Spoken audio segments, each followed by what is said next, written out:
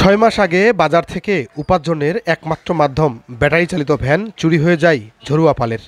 Van গাড়ি হারিয়ে স্ত্রী ও 3 মেয়েকে নিয়ে মানবেতর জীবনযাপন করতে হয়েছে তাকে।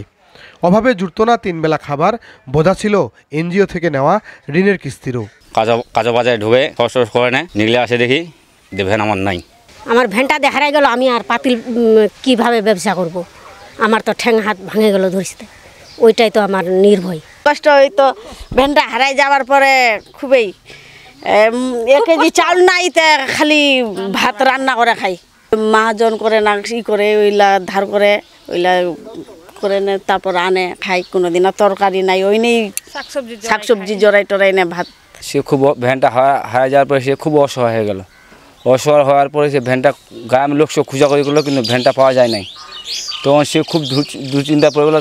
হাঁড়ি পাতিলগুলো বানায়, এগুলো শেষে মানে তারপরেও সংসার চলে না, মেয়ে জামাই এবার কত কি, এর মধ্যে ভ্যানটা আবার হারিয়ে গেল। ভ্যান যখন হারিয়ে গেল, আমার 6 মাস ধরে আমার কোনো আর ব্যবস্থা নাই। কী হিসাবে চলবো? মনের মধ্যে কিস্তি আমার আছে, কিস্তিও চালাতে পারি না। ঠাকুরগাঁয়ের রানীশঙ্কল উপজেলার ধর্মগড় ইউনিয়নের ধুলঝাড়ি কুমারপাড়া গ্রামে বাড়ি এই অসহায় দম্পতির। মাটির তৈরি জিনিসপত্র ভ্যান গাড়িতে বিক্রি করে জীবিকা নির্বাহ করা এই দম্পতির কষ্টের যেন শেষ ছিল না। যে দেখছি যে আসলেই উনি একজন নিতান্ত অসহায় মানুষ। গেল কয়েকদিন আগে বিষয়টি নজরে আসে ঠাকুরগাঁ 2 আসনের সংসদ সদস্য অধ্যক্ষ মাঝহারুল ইসলাম সুজনের।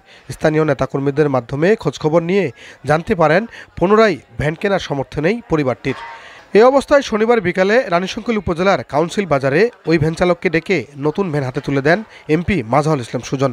আমার নেতাকর্মীদের কাছ থেকে আমি শুনেছি যে একটা ভ্যান হারিয়ে গেছে। পরবর্তীতে আমি যখন তাদেরকে বলি যে ভ্যান কেনার মতো তার সামর্থ্য আছে কিনা, তা আমার নেতাকর্মীরা আমাকে বলে যে আসলে তার ওইটাই ছিল শেষ সম্বল, তার ভ্যান কেনার মতো কোনোভাবেই তার সামর্থ্য নেই। তো পরবর্তীতে আমি তাদের বলছিলাম যে ঠিক আছে, আমি একটা ভ্যান নিজে ক্রয় করে তাকে উপহার হিসাবে দিব।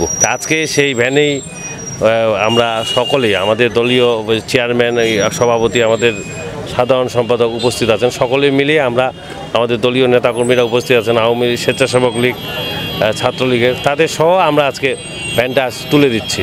দুঃসময়ে ভ্যান পেয়ে খুশি ভ্যান চালক ঝরুয়া পাল। অন্যদিকে ঝরুয়া পালকে ইউনিয়ন পরিষদ থেকেও সহযোগিতা করার আশ্বাস স্থানীয় ইউপি চেয়ারম্যানের। অসহায় একদম গরিব মানুষ, আমাদের এমপি মহোদয় শোনা মাত্রই ওনাকে একটা ভ্যান কিনে দিছে।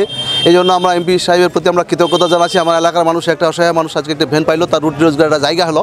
সেই জায়গা থেকে আমি ইউনিয়ন পরিষদের চেয়ারম্যান, আমার জায়গা থেকেও আমি আমার জায়গা থেকে যতটুকু সম্ভব ওনাকে হেল্প করার চেষ্টা করবো। আমি এখন মনে অসহায় ছিলাম, ভ্যান হারাইছিল, এখন ভ্যান এমপি কিনে দিল আমাকে। এই জন্য যে বিপদ থেকে আমাকে বাঁচালো মনে হয় এমপি। উপকৃত খুবই উপকৃত হয়েছি। এরকম এমপিরা দরকার আমার।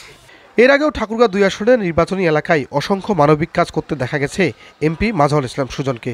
নেক্সট রিপোর্ট, আজকের বালিডাঙ্গি।